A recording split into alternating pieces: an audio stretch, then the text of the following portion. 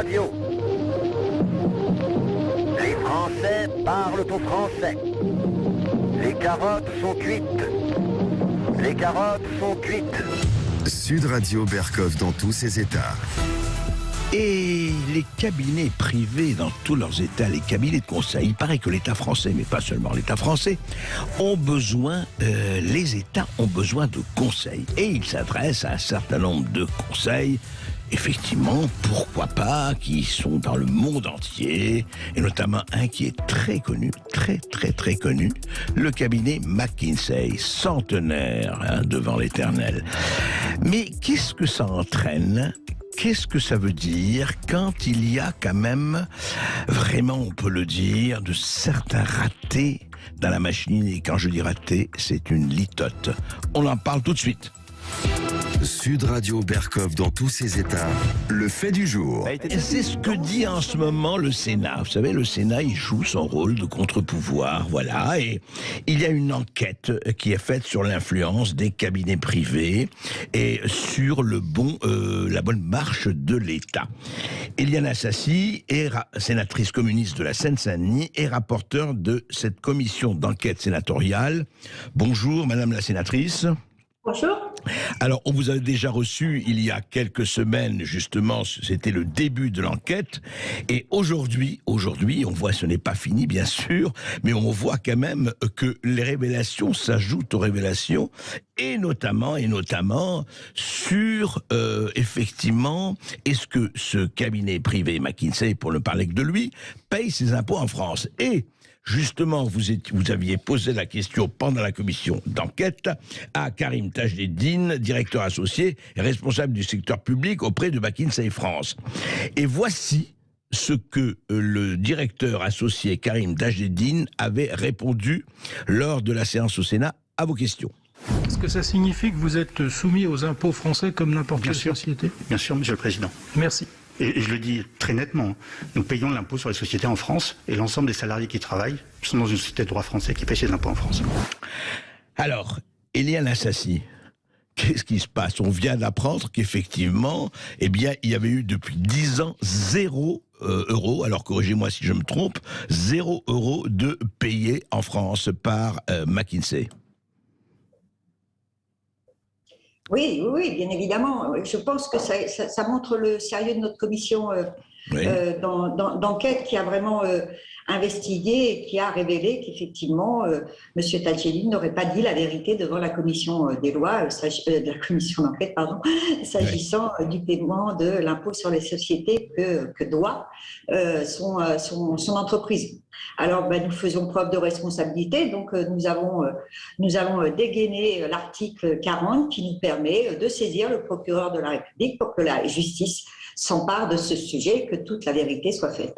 Donc, nous n'allons pas, bien évidemment, la présomption d'innocence existe toujours dans notre pays, fort heureusement, mais voilà, nous allons laisser la justice faire passer, comme on dit, et révéler les faits, et si ceux-ci sont effectivement révélés, c'est extrêmement grave.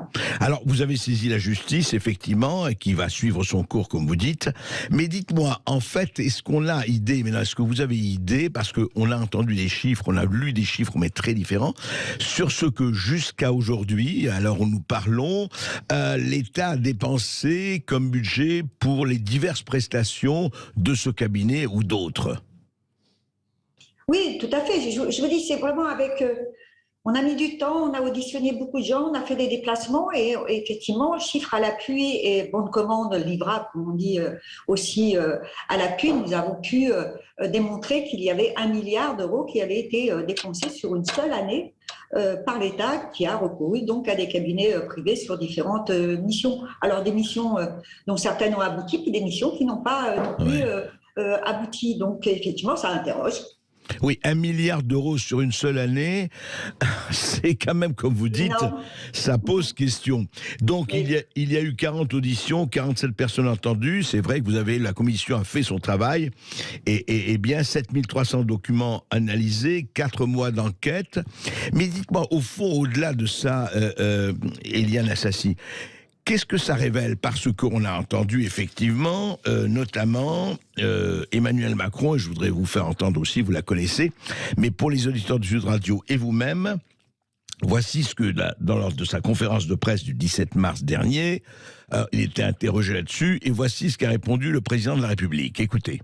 Je pense qu'il est légitime pour les ministères d'avoir appel à des cabinets privés.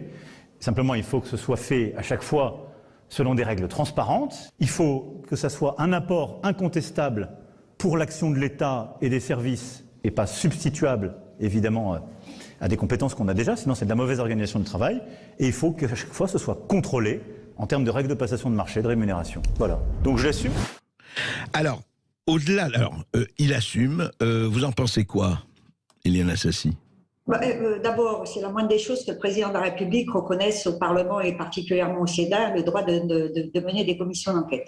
Oui. Secondement, je pense que le président de la République n'avait peut-être pas toutes les informations en sa possession, mais nous avons fait la démonstration, chiffre à l'appui, que le recours à des cabinets privés se fait en se substituant en fait à notre administration. C'est-à-dire que nous avons des administrations qui ne sont même pas au courant qu'un cabinet conseil a été appelé pour assumer des missions qui sont les leurs. Ah oui, il n'était même pas au courant, même pas consulté, même pas au courant. Non, il y a des administrations qui n'étaient pas au courant et qui ont vu débarquer dans leurs services des consultants de cabinet qui venaient effectivement remplir la mission qui leur avait été confiée par les ministères. Et ça, ce n'est pas admissible, c'est un mépris à l'égard des fonctionnaires.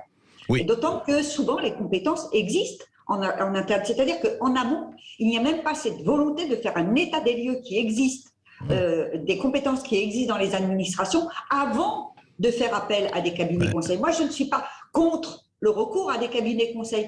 Mais on voit bien, et ça a été quand même révélateur durant tous les travaux de notre commission, que souvent, on le fait en lieu et place de notre administration, sans savoir si les compétences existaient et sans prévenir les fonctionnaires de l'arrivée de consultants dans leur service. Et ça, ce n'est pas admissible.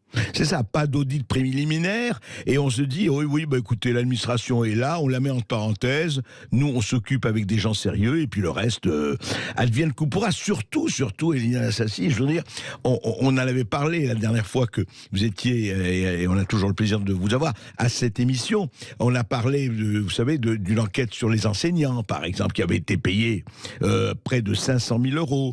Et par exemple, alors là, il y a quelque chose que je ne comprends pas, honnêtement.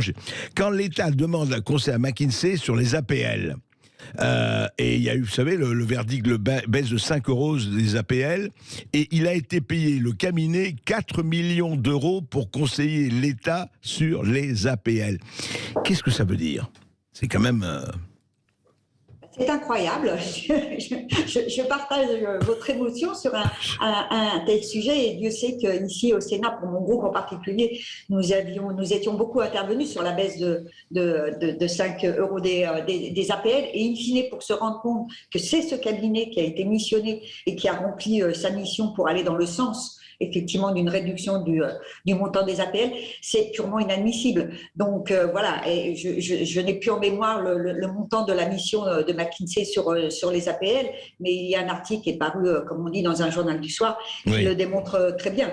Donc voilà, c'est un exemple parmi d'autres, mais il y a malheureusement beaucoup d'exemples où ce que je vous disais tout à l'heure, c'est-à-dire qu'il y a des missions qui ont abouti, quoi qu'on en pense, de l'aboutissement de ces missions, puis il y a des missions qui n'ont pas abouti, qui se sont perdues dans les limbes de je ne sais pas trop quoi. Donc c'est ça aussi qui est grave, outre ce que j'ai dit précédemment sur notre fonction publique, notre administration, il y a de l'opacité. Ce qui manque, c'est de la transparence. On veut savoir pourquoi on a recours à des cabinets conseils, quelles sont leurs missions et à quoi ont abouti ces missions. Est-ce qu'il y a un mieux pour nos concitoyennes et nos concitoyens, pour notre administration, ou est-ce que c'est un état de fait et maintenant on déclenche le recours à des cabinets? Ça devient un réflexe. Vous voyez, c'est devenu un réflexe. Et ça, c'est grave parce que, me semble-t-il, en tout cas c'est mon opinion, on est en train d'assister à un changement de système où on veut remplacer nos services publics et notre administration par des cabinets privés. Ah oui, c'est ça. Vous pensez que ça va vers une substitution, quoi, carrément. Oui. Moi, je pense qu'il y a une logique derrière tout ça. Il y a une logique de système derrière tout ça. Et croyez bien que je la combats pour ma part. Donc, et c'est la raison pour laquelle j'entends des voix qui montent. Nous n'en resterons pas là avec ce rapport de la commission d'enquête. Nous avons prévu de déposer une proposition de loi transpartisane, c'est une chose, mais je pense qu'on peut réfléchir aussi à des initiatives, y compris avec l'administration d'État dans notre pays. Juste un mot, alors justement, je parle à la sénatrice et justement, vous êtes le législatif, hein, passe à l'exécutif. Au fond, par exemple, c'est l'administration qui vous a prévenu, ou par exemple, vous pensez que quand il s'agit d'engager des cabinets privés, et pourquoi pas dans certains domaines, est-ce qu'il faut que la représentation nationale soit aussi avertie, ou pas, à votre avis ?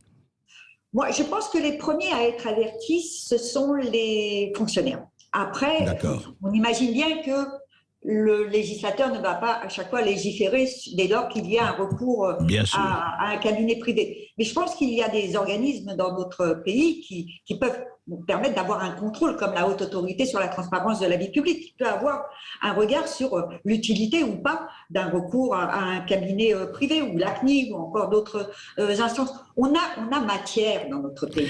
Oui. Et donc, pour des missions, je ne comprends pas qu'on puisse faire appel. Je le dis, je ne suis pas contre les cabinets conseils privés. Bien sûr. Général. Mais là, ce que nous révélons est quand même purement et simplement scandaleux.